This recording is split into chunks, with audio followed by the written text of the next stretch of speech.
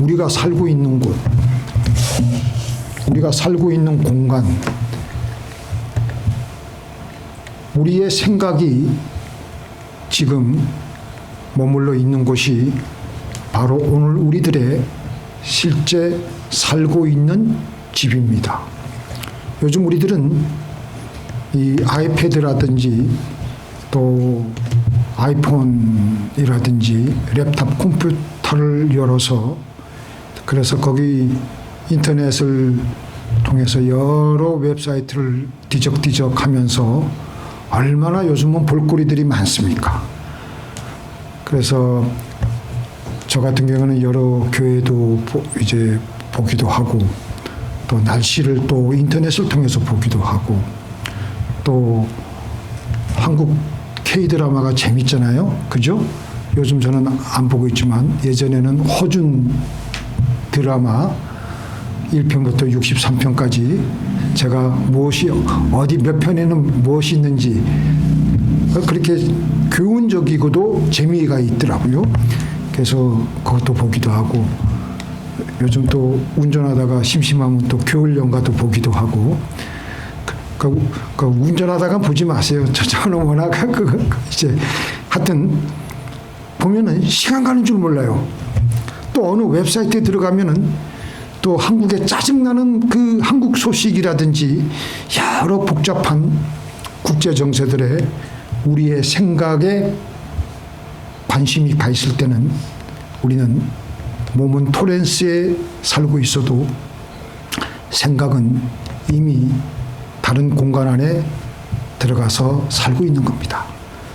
사람은 생각한다. 고로 존재한다. 라는 말이 있습니다.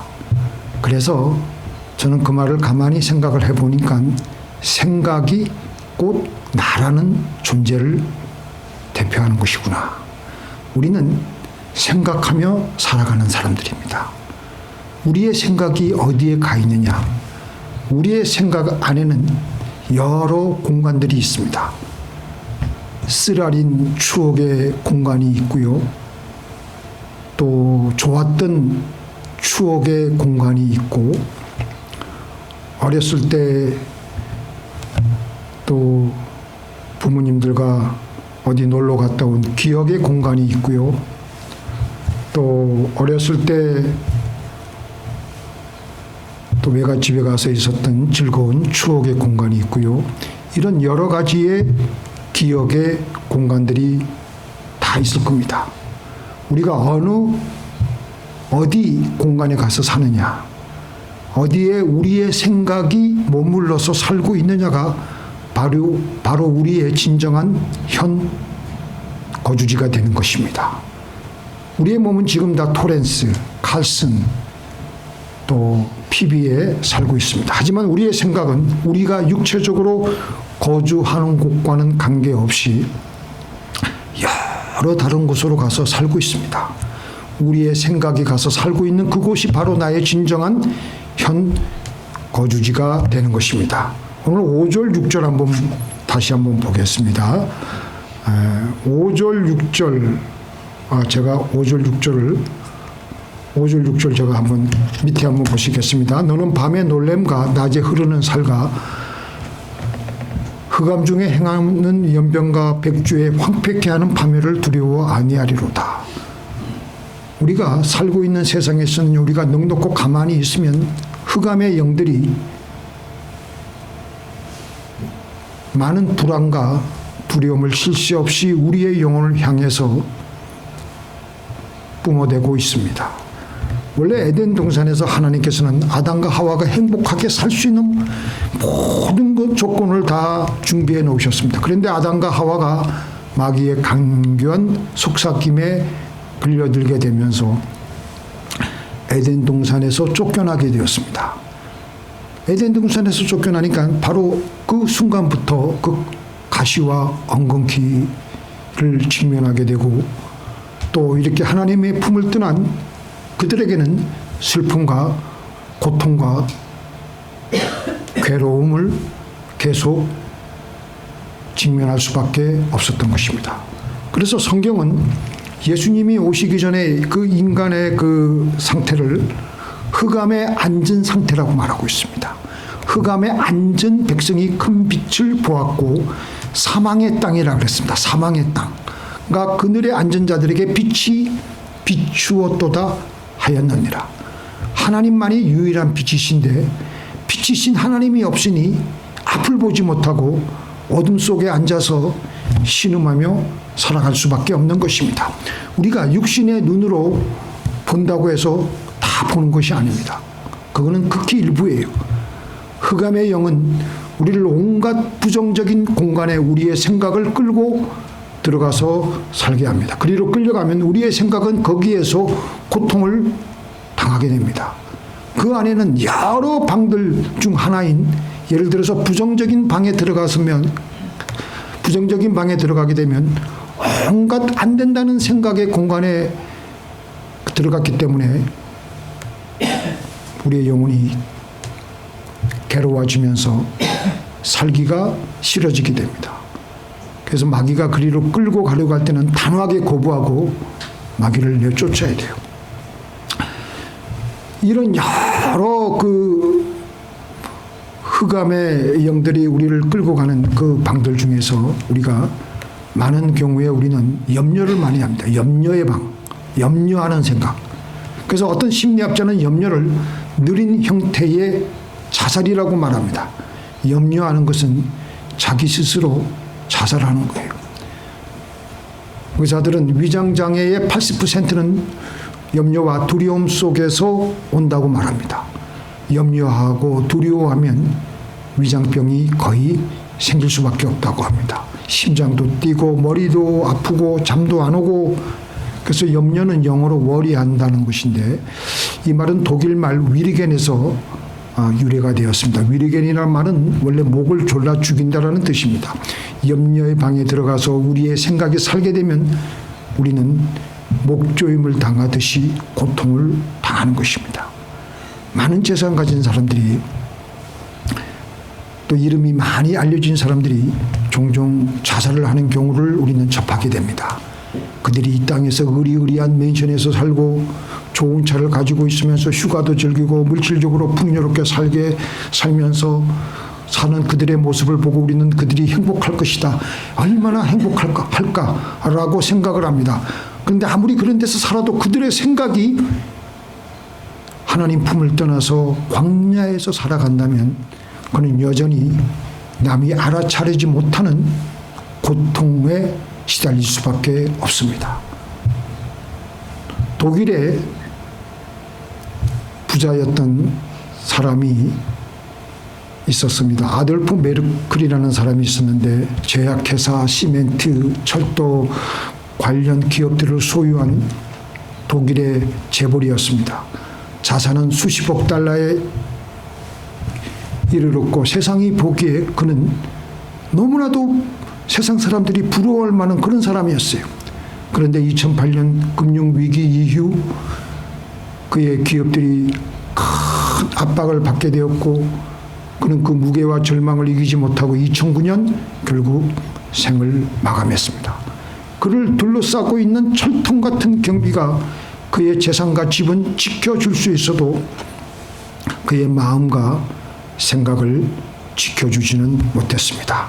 자, 여기서 우리가 한 가지 알 수 있는 것은 그의 생각은 그 이전부터 벌써 수십 번, 수백 번 낭떠러지로 떨어졌었다는 것입니다.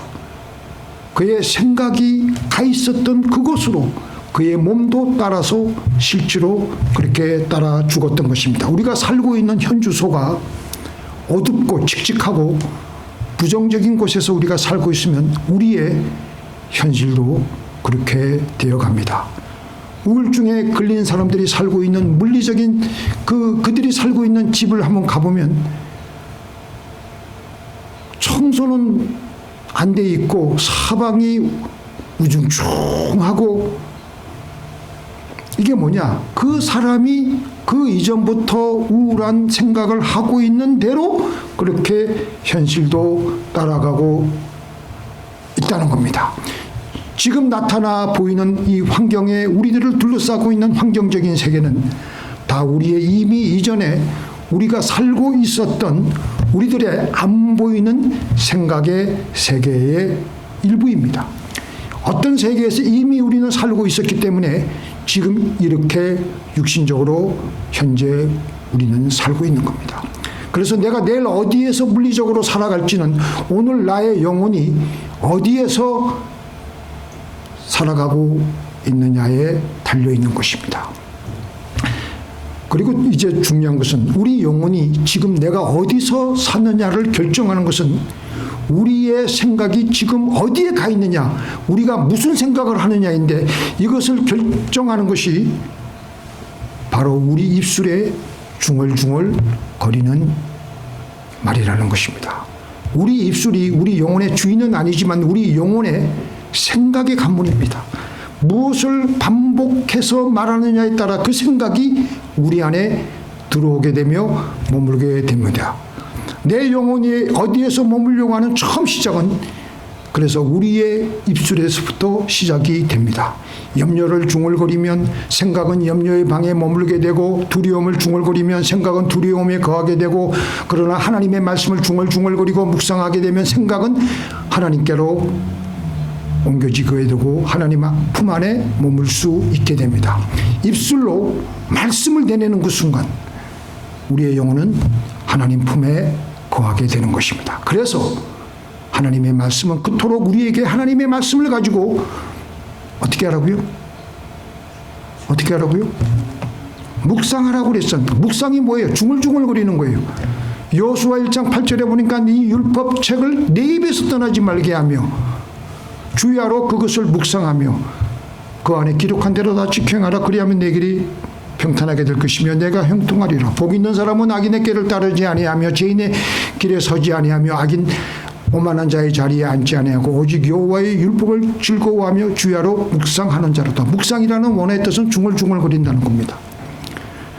그래야 우리는 늘 하나님 품 안에서 살게 되는 것입니다. 실제로 심리학자들의 말에 의하면 우리는 항상 자기 자신에게 말을 하고 살아간다는 겁니다. 그 말이 무슨 말이냐? 우리의 생각이 항상 그렇게 부지런히 인터액팅을 하고 있다는 거예요. 우리가 다른 사람들과 대화할 때는 1분당 평균 150에서 200개의 단어를 사용한다고 하는데요. 그러나 우리가 자신과 대화할 때는 엄청난 속도로 1분당 1300개의 단어를 거의 8배에서 9배 속력으로 그렇게 엄청난 속도로 말을 합니다. 그런데 주로 우리가 무슨 생각에 말을 하고 있느냐? 내 생각이 가 있는 부정적인 공간에서 주는 생각에 말을 하게 되는데, 부정적인 대화, 스스로 자기 자신을 패배시키는 대화를 많이 하고 있도록 내버려 둔다는 겁니다. 믿습니까? 우울증에 빠진 사람들은 자신과 부정적으로 대화를 더 우울하게 함으로써 더 깊이 낙심하며 우울증에 더 깊이 빠지게 됩니다. 우리 같이 읽어보겠습니다. 육신의 생각은 사망이요 영의 생각은 생명과 평안이니라. 이 육신의 생각은 처음 보기에는 다 그럴싸해 보이고 좋아요.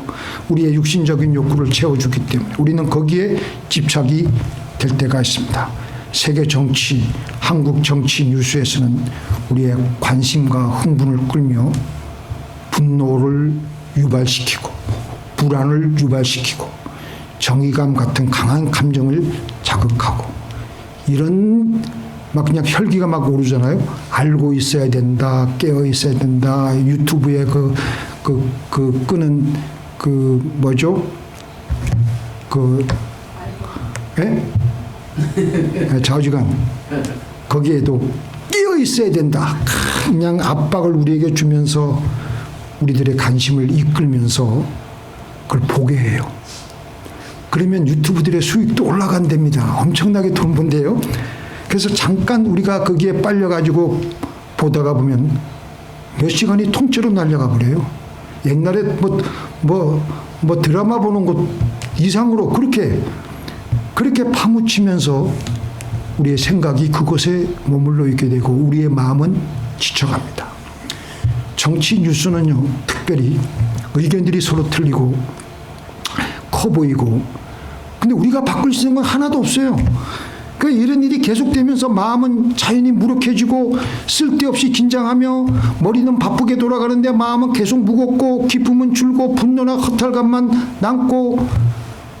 그 제가 내린 결론이 뭐냐, 정치 뉴스를 보는 것 자체가 죄는 아니지만 거기에 너무 매몰되어 있으면 우리 자신이 하나님 안에 제대로 거할 수가 없다는 것입니다. 그래서 어느 정도 절제가 필요해요.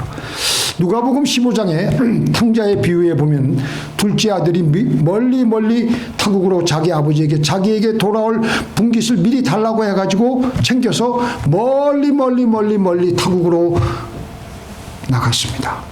처음에 이 탕자가 둘째 아들이 미리 분깃을 챙겨서 이제는 자기 마음대로 누구도 간섭을 안 받고 아버지 간섭도 안 받고 하니까 얼마나 좋았겠어요. 그래 가가지고 자기 하고 싶은 대로 쾌락의 늪속에 빠져서 주지 육림 속에서 세상을 살다가 그러다가 이내 돈이 떨어지고 또 그 나라에도 흉년이 들게 되니까 완전히 그냥 이제는 뭐 노숙자 신세가 된 것이죠. 그래가지고 어떤 사람 집에서 빌 붙어서 얻어먹던 입장이 되었습니다. 저가 돼지 먹는 지엽 열매로 배를 채우고자 하되 주는 자가 아무도 없다 그랬어요. 완전히 쪽박을 찬 신세가 되어버렸습니다. 이 광야 같은 세상을 우리도 이 탕자와 같이 살고 있다는 것입니다. 백날 교회를 나와도 우리의 생각이 하나님 안에서 살지 못하고 광야 같은 먼 타국에서 이 탕자와 같이 살아간다면 우리는 가난하고 허전하게 살아가는 것입니다. 더 이상 광야에서 방황하지 말고 하나님께로 돌아와서 하나님 품 안에서 살아가십시다. 자, 우리 1절 한번 볼까요? 1절 시작. 지존자의 은밀하신 곳에 거하는 자는 전능하신 자의 그늘 아래 거하리로다. 그래서 아버지 품을 떠난 이 탕자가 타국에서 완전히 쪽박을 차고 이제 노숙자 신세가 되어가지고 비참한 생활을 하고 있는데 스스로 무슨 말을 했느냐, 이게 기가 막혀요. 이게 스스로 돌이켜 가려도 자기 혼잣말이에요. 자기 혼자 중얼중얼거리는 말입니다. 이게 이제 생각을 바꾸는 계기가 되는 거예요. 스스로 돌이켜 가로되, 스스로 중얼중얼거리며 가로되, 내 아버지에게는 양식이 풍족한 품꾼이 얼마나 많은고 나는 여기서 이렇게 비참하게 줄여 죽는구나. 내가 일어나 아버지께 가서 이르기를, 아버지여, 내가 하늘과 이 아버지께 죄를 얻었사오니 지금부터는 아버지의 아들이라고 일컬음을 감당치 못하겠나이다. 나를 품꾼의 하나로 보소서 하리라 하고. 자, 맨 끝에 보세요. 보소서 하리라 하고. 이 말을 아버지한테 한 게 아니고 자기 혼자 생각을 그렇게 바꾸었다는 거예요. 믿습니까? 이런 말을 해야 돼. 이런 말을. 아이고, 내가 이런 죄를 지었구나. 아버지께로 돌아가야 되겠구나. 아버지에게 돌아가서 이런 말을 해야 되겠구나 하면서 중얼중얼거리면서 그리고 일어나서 아버지께로 간 거예요. 이렇게 중얼중얼거린 대로 아버지에게로 돌아가니까 돌아오게 되자 바로 이제 중얼거린 대로 그 말을 했어요. 아버지가 그 아들을 보고 그를 보고 불쌍히 여기서 목을 안고 입을 맞추고 제일 좋은 옷을 내어다가 입히고 손에 가락지를 끼우고 발에 신을 신기고 살찐 송아지를 잡아서 잡아 들인 다음에 큰 잔치를 베풀었습니다. 여기서 우리가 알 수 있는 것은 우리 영혼이 하나님 품으로 돌아가면, 하나님 아버지 품으로 돌아가면 아버지께서 우리를 기다리고 계신다는 겁니다. 아버지께서는 우리가 돌아오실 때 우리에게 필요한 영혼의 진수성찬을, 그 잔치를 베풀면서 우리는 그 안에 들어가서 그것을 먹고 누리며 참된 영혼의 만족을 얻을 수 있다는 것입니다. 하나님 품 안에 거하면서 우리는 하나님께서 주시는 생명의 양식을 먹어야 됩니다. 믿습니까? 동물들은 그 영혼을 줘도 그게 뭔지 모르고 먹을 수가 없어요. 근데 우리는 영이 있기 때문에, 우리는 영적인 존재이기 때문에, 그리고 하나님은 영이시기 때문에 하나님을 생각으로 만날 수 있고 그분을 누릴 수가 있고 그분과 교통을 할 수 있고 그분께서 주시는 생명의 양식을 우리는 영혼의 배를 채울 수가 있어서 힘을 낼 수가 있는 겁니다. 믿습니까? 그래서 본문 2절에서 뭐라 그럽니까? 내가 여호와를 가리켜 말하기를 저는 나의 피난처요 나의 요새요 나의 의뢰하는 하나님이시리라. 그 하나님의 품은 안전해서 피난처가 되고 우리의 요새가 되고 어떤 폭풍우가 몰아쳐도 하나님의 우리의 거주지이기 때문에 10절 11절에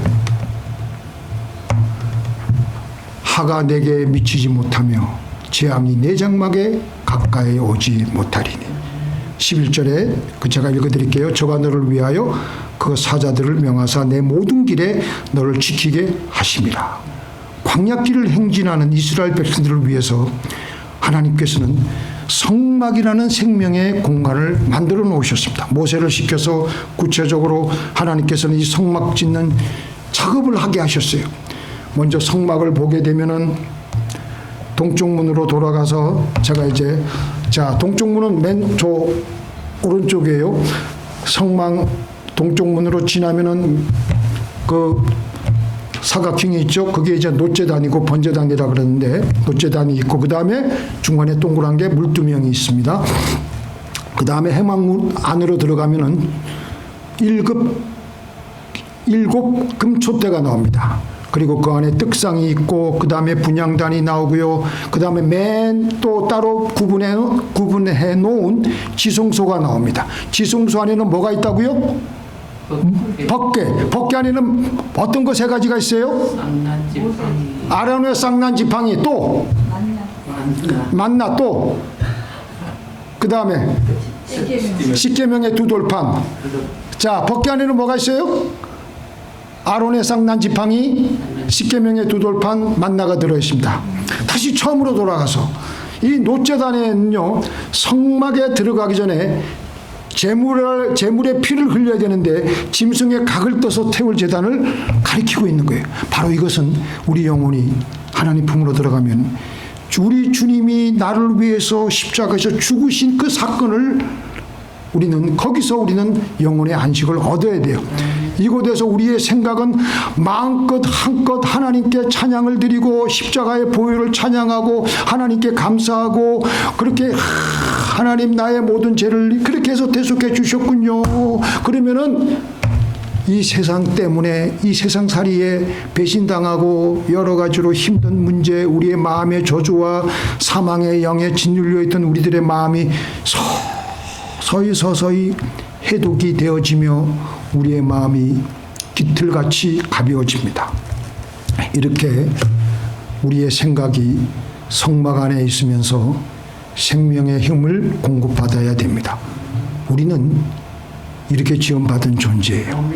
이걸 모르고 동물같이 그저 잘 먹고 잘 살라고만 하면은요, 만족이 있을 수가 없어요. 우리는 생각으로 영으로 하나님의 사랑을 누릴 수가 있고 받을 수가 있습니다. 동물들은 절대로 하나님으로부터 그렇게 생각으로 힘을 받을 수가 없어요. 깊은 광산 갱도에 두 광부가 갇혔습니다. 빛은 거의 없고 주변은 돌과 흙뿐이었습니다. 한 강부는 계속해서 혼자 입술의 말을 자기 혼자 생각을 이제 입술의 말을 통해서 이렇게 하는 거예요. 우리는 여기서 못 나간다. 다 끝났다. 죽었다. 공기가 줄어들고 있다. 그러면서 점점 몸도 가라앉으면서 완전히 늑다운이 된 거예요. 근데 다른 한 강부는 어둠 속에서도 혼자 입술의 말을 중얼중얼거리는데 밖에서는 지금 해가 떠 있구만. 집에서는 아이들이 지금 나를 기다리고 있을 거야. 구조대는 반드시 온다. 환경은 같았어요. 어둠도 같았고 공기의 양도 같았고 한 사람은 갱도 안에서 생각으로 사망의 공간 안에서 살고 있었고 다른 한 사람은 이미 자기가 구조받아서 밖에 있는 가족들과 살고 있는 생명의 공간에 안에서 살고 있었습니다. 구조대가 도착했을 때 누가 살아있었겠어요? 살아있던 사람은 생명의 공간에 있으면서 자기의 희망을 가지고 자기의 생각의 거처를 지킨 사람이었습니다. 우리들은 우리의 몸이 있는 곳에서 살아가는 것이 아니라 우리의 생각이 머물고 있는 곳에서 실제로 살아가고 있는 겁니다. 믿습니까?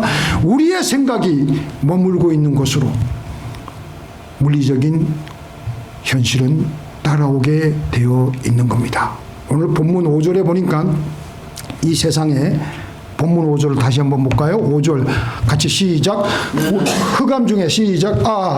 저가 아니다. 너는 밤에 시작. 저는 밤에 놀램과 낮에 흐르는 살과 흑암 중에 행하는 연병과 백주의 파멸이 있는 곳이라서.